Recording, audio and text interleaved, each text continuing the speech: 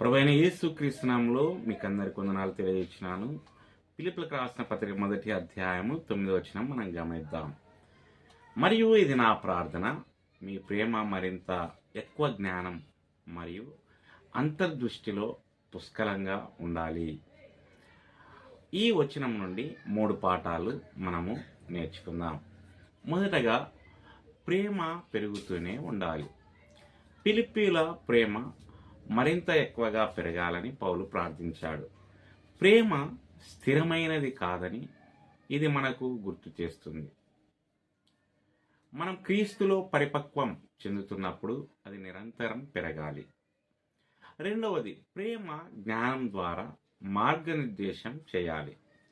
పౌలు ప్రేమను జ్ఞానం మరియు అంతర్దృష్టి లోతుతో అనుసంధానించాడు.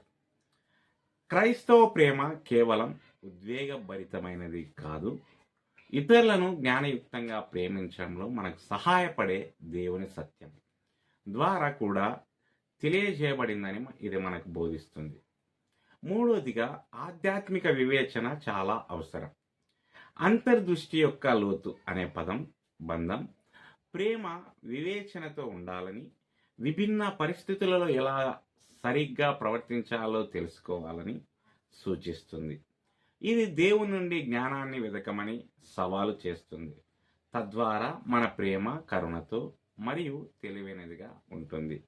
దేవుడు ఈ మాటలను దీవించి ఆశీర్వదించునుగాక. ఆమేన్.